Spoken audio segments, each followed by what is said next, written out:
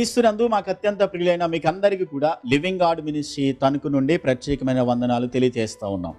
పేతురు రాసిన మొదటి పత్రిక మొదటి అధ్యాయము 22-23 వచనాలు. మీరు క్షయ బీజము నుండి కాక శాశ్వతమగు జీవము గల దేవుని వాక్య మూలముగా అక్షయ బీజము నుండి పుట్టింపబడిన వారు గనుక నిష్కపటమైన సహోదర ప్రేమ కలిగినట్లు మీరు సత్యమునకు విధేయులవుట చేత మీ మనస్సులను పవిత్రపరుచుకున్న వారై ఉండి ఒకరినొకడు హృదయపూర్వకముగాను మిక్కటముగాను ప్రేమించుడి. పరలోకమున్నటువంటి దేవాతి దేవుడు ఎవరైతే రక్షింపబడ్డారో, ఎవరైతే దేవుని వాక్యాన్ని వెంబడిస్తున్నారో వారికి దేవుడిచ్చినటువంటి ఒక ప్రాముఖ్యమైనటువంటి ఆజ్ఞ ఏదంటనంటే, నీ పూర్ణ హృదయముతోనూ నీ పూర్ణ మనసుతోనూ నీ పూర్ణ శక్తితోనూ నీ తండ్రి అయిన దేవుణ్ణి ప్రేమించాలి. రెండవది, నిన్ను వలె నీ పొరుగు వారిని ప్రేమించాలని దేవుడు మనకి ఆజ్ఞను అనుగ్రహించినట్లుగా మనం చూస్తూ ఉన్నాం. అయితే నిన్ను వలె నీ పొరుగు వారిని ప్రేమించాలి అని చెప్పి దేవుడు మనల్ని కోరుతున్నప్పుడు మన సహోదరుల పట్ల మనం ప్రేమను కలిగి ఉండాలి. మన తోటి వారిని మనం ప్రేమించే వారిగా ఉండాలని దేవుని వాక్యం మనకి స్పష్టంగా చెబుతుంది. అయితే నిజంగా మనము సహోదర ప్రేమను కలిగి ఉన్నామా అని చెప్పి మనలను మనం పరీక్షించుకోవడానికి కొన్ని విషయాలు ఈరోజు మనం నేర్చుకోవడానికి ప్రయత్నించేద్దాం. నిజంగా సహోదర ప్రేమ మనం కలిగి ఉంటే ఎలాంటి లక్షణాలు, ఎలాంటి స్వభావాన్ని, ఎలాంటి క్వాలిటీస్ కలిగి ఉంటామో అవి రోజు ధ్యానం చేయడానికి ప్రయత్నించేద్దాం. మొట్టమొదటిగా మనం చదువుకున్నటువంటి మాట ఏంటనంటే, మీరు శాశ్వత జీవము గల దేవుని వాక్య మూలముగా అక్షయ బీజము నుండి పుట్టింపబడిన వారు కాబట్టి మీ ప్రేమ ఎలా ఉండాలనంటే నిష్కపటమైనటువంటి ప్రేమను మీరు కలిగి ఉండాలి. సహోదరుల పట్ల మనం ప్రేమను చూపించేటప్పుడు ప్రేమలో సిన్సియారిటీ ఉండాలని దేవుని వాక్యం చెప్తుంది. అంటే లోపల ఒకటి పెట్టుకుని బయట ఒకటి చూపించేదిగా, పెదవులతో మాట్లాడుతూ అంతరంగంలో కపటాన్ని పెట్టుకుని, ద్వేషాన్ని పెట్టుకుని, లేకుంటే కోపాన్ని పెట్టుకుని మనం మాట్లాడేది అది సరైనటువంటి ప్రేమ కాదు అని దేవుని వాక్యం చెప్తుంది. మనందరం కూడా అక్షయ బీజము నుండి దేవుని వాక్య మూలముగా పుట్టింపబడ్డాము కాబట్టి మనందరం కూడా దేవుని వాక్యం చేత మనం విమోచింపబడ్డాము, ఆయన రక్తం చేత కొనబడ్డాము కాబట్టి మనందరం కూడా నిష్కపటమైనటువంటి ప్రేమను కలిగి ఉండాలని దేవుని వాక్యం చెప్తుంది. రెండవది ఏంటంటే, అపోస్తలుడైన పౌలు కొరింథీయులకు రాసినటువంటి 2వ పత్రిక 12వ అధ్యాయం 15వ వచనములో సహోదర ప్రేమ ఎదుటి వ్యక్తి క్షేమం కొరకు తన సొంతాన్ని వ్యయం చేసుకుంటుంది. సహోదర ప్రేమ కలిగినటువంటి వ్యక్తి తన సొంతాన్ని ఇతరుల కొరకు వారి యొక్క క్షేమం కోరేవారిగా మనలను మనం వ్యయం చేసుకునేవారిగా ఉంటుందని దేవుని వాక్యం మనకి స్పష్టంగా చెప్తుంది. మూడవది ఏంటంటే, కొలసీలకు రాసినటువంటి పత్రిక 3వ అధ్యాయము 13-14 వచనాల్లో సహోదర ప్రేమ ఎదుటి వ్యక్తిని క్షమిస్తుంది.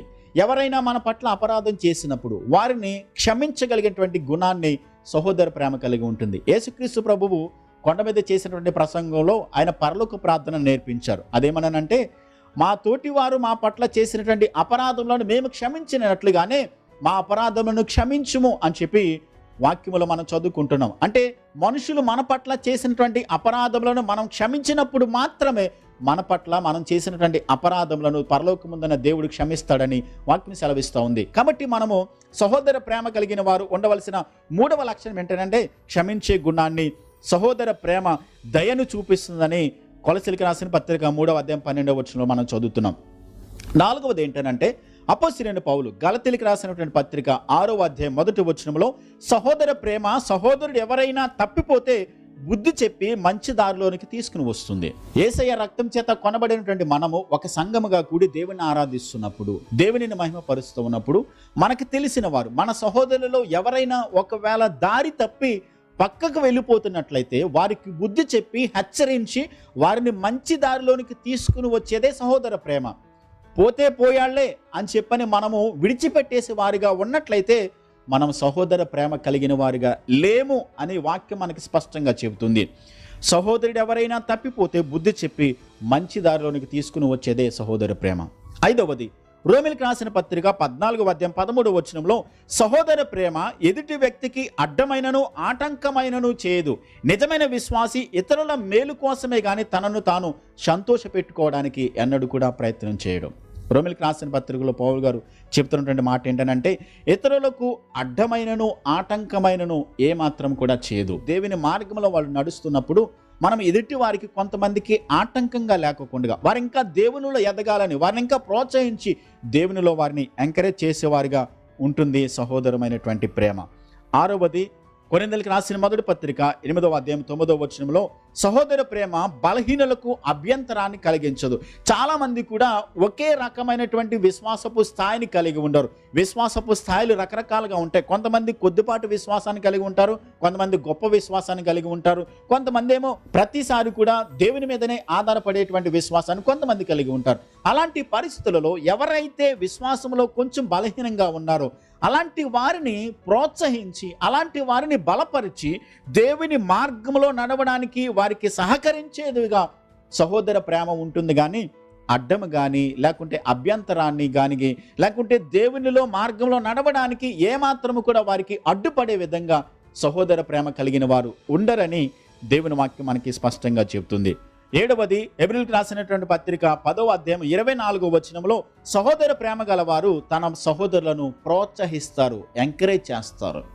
ఇంకా దేవునిలో ఎదగాలి, మీరు ఇంకా దేవుని వాక్యాన్ని నేర్చుకుంటూ ఉన్నారు కాబట్టి, దేవుడు మీ జీవితాల్లో ఫలానా కార్యం చేశాడు కాబట్టి, దేవుడు విశ్వాసం ఉంచినప్పుడు ఇలాంటి గొప్ప కార్యాలు మీరు అనుభవిస్తున్నారు కాబట్టి, ఇంకా మీరు విశ్వాసాన్ని బలపరుచుకుంటే, ఇంకా వాక్యానికి దగ్గరగా వచ్చినట్లయితే, ఇంకా ప్రార్థనా జీవితంలో మీరు ఇంకా ఎదుగుతున్నట్లయితే, ఇంకా మనం బలం పొందుకుంటాం, లోకంలో వస్తున్న ప్రతి శోధనను మనం ఎదుర్కోగలుగుతామని చెప్పి వారిని ఎంకరేజ్ చేసేదిగా ఉంటుంది, కానీ వెనక్కి లాగేసేదిగా ఉండదు.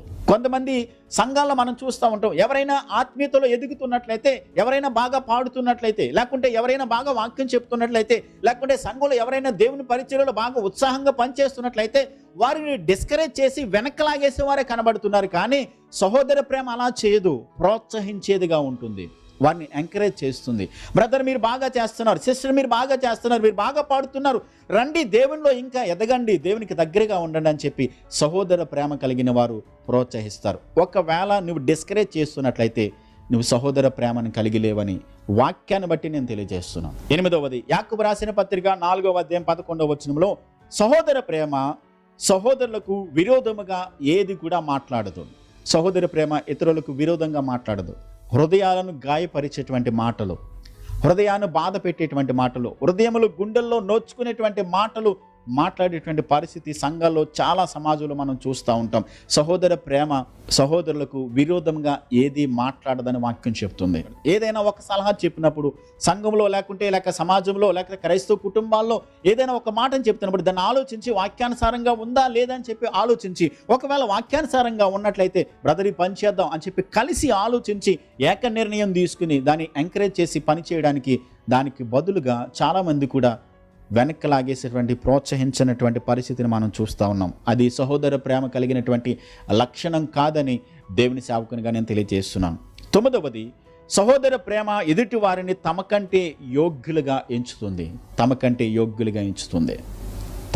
యోగ్యులుగా అంటే తను తాను ఎప్పుడైతే తగ్గింపు కలిగి ఉంటామో, ఎప్పుడైతే దేవుని వాక్యాన్ని మనం ఎక్కువగా ఎప్పుడైతే అవగాహన కలిగి ఉంటామో, నేను గొప్పవాడిని, నేను మాత్రమే బాగా పాడగలను, నేను మాత్రమే బాగా పరిచర్య చేయగలను, నేను మాత్రమే బాగా వాక్యం చెప్పగలిగినటువంటి ఆలోచన మనలోనికి రాదు. ఎందుకనంటే మనం బాగా పాడగలిగినా, బాగా వాక్యం చెప్పగలుగుతున్నా, బాగా పరిచర్యలో పాలు పొందగలుగుతున్నా, సహోదరులకు అవసరతలు ఉన్న వారికి చేతనైన సహాయం మనం చేస్తున్నప్పటికీ కూడా వాళ్ళు మనకంటే గొప్ప వాళ్ళుగా మనం ఎంచుతాం. వాళ్ళు డబ్బున్నా లేకపోయినా, అందమున్నా లేకపోయినా, లేకుంటే వాళ్ళు స్వామత మనకంటే తక్కువగా ఉన్నప్పటికీ కూడా వారు యేసయ్య రక్తం చేత కొనబడిన వారు కాబట్టి అందరూ కూడా సమానం అని చెప్పి అనుకుంటూ మనకంటే గొప్పవారిగా వారిని ఎంచగలుగుతాం. ఎప్పుడంటే సహోదర ప్రేమ మనలో ఉన్నప్పుడు, ఈ క్వాలిటీస్ ఎప్పుడైతే మనలో కలిగి ఉన్నామో అప్పుడు మాత్రమే సహోదర ప్రేమ కలిగిన వారిగా మనం ఉన్నాం. కాబట్టి మనం ఆలోచించేద్దాం, ఎలాంటి విషయాన్ని మనం కలిగి ఉన్నాం. దేవుడు నిన్ను వల్లే నీ పొరుగు వారిని ప్రేమించమనేటువంటి ఆజ్ఞను దేవుడు మనకి ఇచ్చారు. కాబట్టి ఆజ్ఞను మనం అనుసరిస్తూ ఈ విషయాలు మన జీవితాల్లో మనం కలిగి ఉన్నామా లేదనేది ఒక్కసారి పరీక్షించుకుని వాటిని మన జీవితాల్లో అన్వయించుకుని నిష్కపటమైనటువంటి ప్రేమతో ఇతరులను ప్రోత్సహించేటువంటి విధానంలో ఎవరైనా దారి తప్పిపోతుంటే మంచి దారిలోకి తీసుకుని రావడానికి, ఇతరులకు ఆటంకం కలుగు చేయకోకుండా ఇతరులను మనకంటే గొప్పవారిగా ఎంచి ఇతరులకు బలహీనులైనటువంటి వారిని ప్రోత్సహించేవారిగా మనలను మనం సిద్ధపాటు కలిగి ఉందాం. సహోదర ప్రేమను మన జీవితాల్లో అన్వయించుకుని అలాంటి ప్రేమను చూపిస్తూ ఈ లోకంలో దేవుని బిడ్డలుగా లోకానికి దేవుని ప్రేమను చూపించేవారుగా, దేవుని క్షమాపణను చూపించేవారుగా మనం దేవుని ప్రేమలో వర్ధిల్లాలని కోరుకుంటున్నాను. చిన్న ప్రార్థన చేసుకుందాం. ప్రేమ కలిగిన మా కన్న తండ్రి, మా యేసయ్య మీకు స్తోత్రాలు. తండ్రి నేను మీ కుమారుడైనటువంటి యేసుక్రీస్తు యొక్క రక్తము ద్వారా మమ్మల్ని విమోచించి మీ సొత్తుగా చేసుకుని అయ్యా మీ బిడ్డలుగా మమ్మల్ని అంగీకరించారు తండ్రి. మీ రక్తము చేత కొనబడిన మేమందరం కూడా సహోదరులుగా సహోదరులుగా తండ్రి పిలువబడుతున్న మేమందరం కూడా నిన్ను వల్లే నీ పొరుగు వారిని ప్రేమించాలనేటువంటి ఆజ్ఞను మీరు మాకు ఇచ్చారు తండ్రి. ఈ ఆజ్ఞను తూచా తప్పకుండా మా జీవితంలో అనుసరిస్తూ నిష్కపటమైన ప్రేమను చూపిస్తూ మీరు ఏ విధంగా సహోదర ప్రేమ కలిగి ఉండాలని ఎంతవరకు మీరు మాకు తెలియచేసినటువంటి ఈ విషయాలన్నిటిని కూడా మా హృదయాల్లో మేము అన్వయించుకుని మీ వాక్యానుసారంగా మీ చిత్తానుసారంగా జీవించడానికి వాక్యం వింటున్న ప్రతి ఒక్కరికి మీరు అనుగ్రహించి దీవించి సహాయం చేయమని యేసయ్య నామములో ప్రార్థిస్తున్నాను మా పరమ తండ్రి. ఆమేన్.